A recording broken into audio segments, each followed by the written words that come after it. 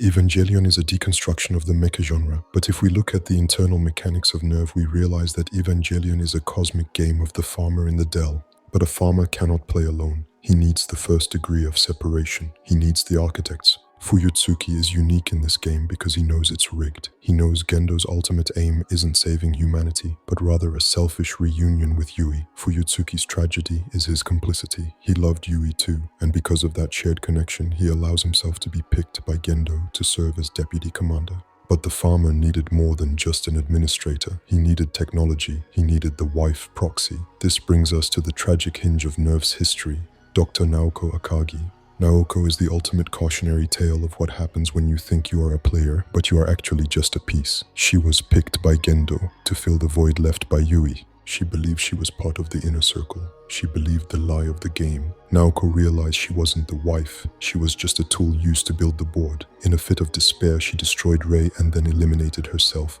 The game had claimed its first major victim. Gendo stepped over her body, took the Magi computer she built for him, and continued playing. With the architects dead or co-opted, the game needed enforcers. It needed middle management to move the pieces around the board on a daily basis. This brings us to the second degree of separation, the women who inherited the trauma of the generation before them, Misato Katsuragi and Dr. Ritsuko Akagi. In the nursery rhyme, the wife picks the child and the child picks the nurse. It's a delegation of authority. At Nerve, this is the tactical and scientific division. Ritsuko Akagi is perhaps the most tragic figure in this entire structure because she walked with open eyes into the exact same trap that killed her mother. She inherited Naoko's role as chief scientist. She inherited the care of the Magi, and devastatingly, she inherited the role of Gendo's discardable lover. She facilitates the game all while desperately hoping that by serving the farmer, she might eventually be loved by him. Her realization in End of Evangelion that Gendo never loved her mother, and was prepared to sacrifice her without a second thought. And then there is Misato, the tactical commander.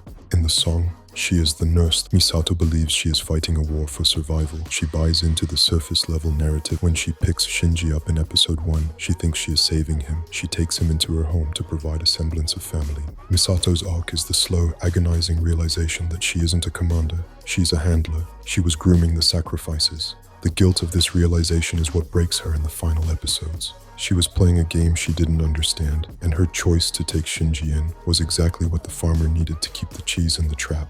The degrees of separation continue outward. Down in the trenches, we have the bridge crew, the rat, picking the cheese. Let's look at Maya Ibuki. She is the furthest removed from Gendo's master plan, yet she is intimately involved in its execution. She is a true believer in the science, a protege of Ritsuko who genuinely wants to help humanity. Her choice in the game is simply to execute the data protocols that send the pilots to their doom.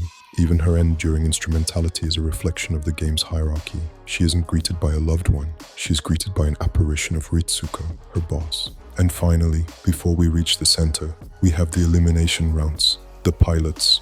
We often view Shinji, Asuka, and Rei as the main characters, but in Gendo's game they are merely ammunition. The Marduk Institute, the supposed organization that selects pilots, is a sham. It's just Gendo picking who dies next. Toji Suzuhara is picked. He enters the circle for one episode. His Evangelion is infected, and Gendo orders it and him to be crushed without hesitation, eliminated. Asuka Langley Soryu, she is picked to be the ace. When her synchronization rate begins to fall, when she is no longer an efficient piece on the board, she is psychologically discarded. Nerve has no use for broken tools, eliminated. Rei Ayanami, the ultimate renewable resource. If she is eliminated, Gendo simply racks another clone. She is the only piece on the board that the farmer can replace, making her sacrifices feel even more hollow. We are left with the final degree of separation, the cheese, Shinji Ikari. By starving Shinji of affection, he made Shinji desperate for any connection, making him malleable. By surrounding him with people like Misato and Asuka, who would inevitably fail or reject him, Gendo reinforced the idea that connection equals pain. The goal of the Human Instrumentality Project was to merge all souls into one, eliminating the pain of separation. Gendo wanted to join Yui,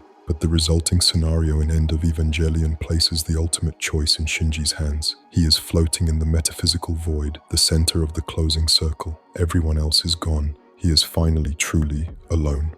The nursery rhyme ends with, "The cheese stands alone, a single child, left in the center of the circle while everyone else claps around them. It's isolating. It's a spotlight of shame." In the final moments of End of Evangelion, Shinji rejects instrumentality. He wakes up on a dead beach next to Asuka. He is the last piece standing on Gendo's scorched earthboard.